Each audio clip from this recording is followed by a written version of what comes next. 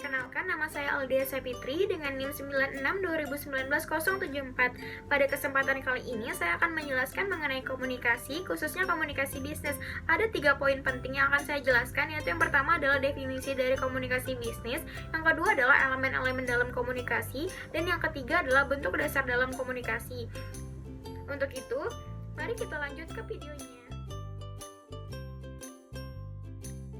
Nah, jadi sebelum masuk ke materi, sebelumnya saya akan menjelaskan dulu pengertian dari komunikasi itu sendiri. Di sini saya mengutip dari KBBI. Jadi, menurut Kamus Besar Bahasa Indonesia, komunikasi itu merupakan sebuah proses antara pengirim dan juga penerimaan pesan atau berita antara dua atau lebih orang atau pihak, sehingga pesan atau berita yang dimaksud itu dapat dipahami. Nah, kemudian saya akan menjelaskan mengenai komunikasi bisnis. Jadi, komunikasi bisnis itu adalah sebuah aktivitas di mana pertukaran informasi, gagasan, pendapat itu disampaikan secara personal maupun impresional melalui simbol-simbol maupun sinyal tertentu sehingga didapatkan pemahaman yang sama antara pihak-pihak yang berkomunikasi tersebut. Selanjutnya di sini saya akan menjelaskan mengenai elemen dalam komunikasi. Jadi elemen-elemen yang ada dalam komunikasi itu terdiri dari 7. Yang pertama adalah sumber informasi. Jadi sumber informasi ini adalah orang atau pihak yang menyampaikan atau pihak yang mengirim pesan atau berita yang disampaikan kepada si penerima pesan atau disebut juga sebagai komunikator. Kemudian yang kedua adalah encoding. Jadi encoding ini adalah sebuah proses di mana proses tersebut dilakukan oleh si komunikator. Proses tersebut mengharuskan si komunikator ini memikirkan bagaimana cara agar pesan tersebut disampaikan dengan baik dan juga memikirkan apa pesan yang ingin disampaikan. Kemudian yang ketiga adalah pesan. Nah, yang ketiga ini adalah pesan, yaitu pesan ini adalah sebuah berita atau informasi yang ingin disampaikan oleh si komunikator tadi. Kemudian yang keempat adalah media. Media itu adalah cara atau peralatan yang digunakan untuk menyampaikan pesan tersebut, baik itu secara lisan maupun non-lisan, baik itu secara verbal maupun non-verbal. Contohnya seperti telepon, email, surat tertulis, dan lain sebagainya. Kemudian yang kelima itu ada decoding. Nah, jadi setelah pesan tersebut tersampaikan kepada si penerima pesan, maka terjadilah proses decoding. Proses decoding ini dilakukan oleh si komunikan atau si penerima pesan. Jadi, penerima pesan itu disebut juga dengan si komunikan. Nah, jadi decoding ini dilakukan oleh komunikan, di mana komunikan ini harus dapat menyerap pesan yang disampaikan. Ia harus mencerna pesan yang disampaikan oleh si komunikator tersebut dengan baik, sehingga proses dari ia menyerap atau menginterpretasikan pesan yang disampaikan itu disebut juga dengan proses decoding. Kemudian yang keenam itu adalah feedback atau umpan balik. Nah, setelah ia mencerna pesan yang disampaikan, ia harus memberikan respon kepada si komunikator tadi sebagai tanggapan bahwa pesan tersebut itu disampaikan dengan baik dan diterima dengan baik juga oleh si komunikator tadi. Nah, kemudian yang ketujuh itu adalah hambatan. Hambatan ini adalah segala hal atau masalah yang dapat menyebabkan komunikasi tersebut tidak berjalan secara efektif atau tidak berjalan dengan lancar. Lalu di sini komunikasi sendiri itu terdiri dari 2 bentuk dasar. Bentuk yang pertama itu adalah komunikasi verbal dan yang kedua adalah komunikasi non-verbal.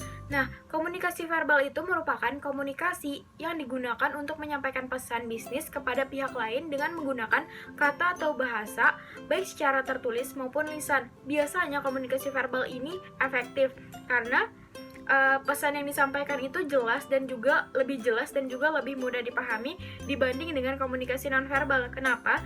Jadi komunikasi nonverbal ini merupakan komunikasi yang digunakan untuk menyampaikan pesan bisnis kepada pihak lain dengan tidak menggunakan kata atau tidak terucap dan juga tidak tertulis, sehingga hambatan-hambatan komunikasi itu biasa terjadi di komunikasi nonverbal karena komunikasi nonverbal itu memiliki sifat tidak terstruktur dan juga spontan dilakukan. Nah, biasanya di komunikasi nonverbal ini dilakukan oleh orang yang memiliki disabilitas atau keterbatasan fisik seperti maaf tuli atau tidak dapat mendengar atau tidak dapat berbicara dengan lancar dan lain sebagainya.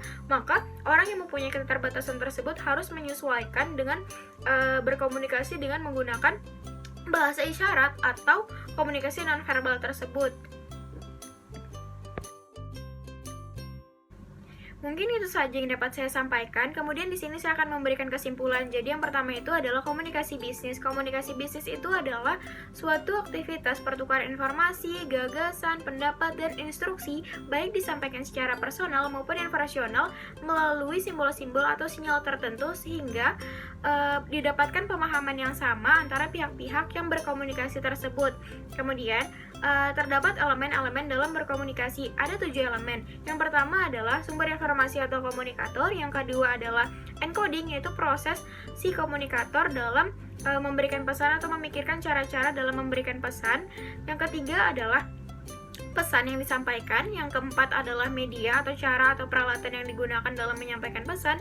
Yang kelima adalah decoding, yaitu sebuah proses di mana si komunikan atau si penerima pesan itu menginterpretasikan pesan yang disampaikan atau mencerna dan juga menyerap pesan yang disampaikan.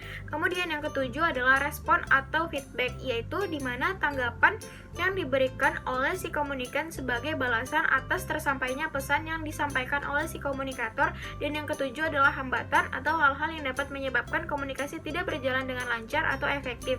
Kemudian setelah elemen tadi juga saya juga menjelaskan mengenai bentuk dasar dalam komunikasi, yaitu terdiri dari dua, yaitu komunikasi verbal maupun komunikasi non-verbal. Komunikasi verbal sendiri adalah komunikasi yang dapat dilakukan secara terucap, tertulis, dan juga komunikasi verbal ini adalah komunikasi yang lebih efektif daripada komunikasi nonverbal. Komunikasi nonverbal sendiri itu merupakan komunikasi yang dilakukan tidak secara terucap atau tertulis.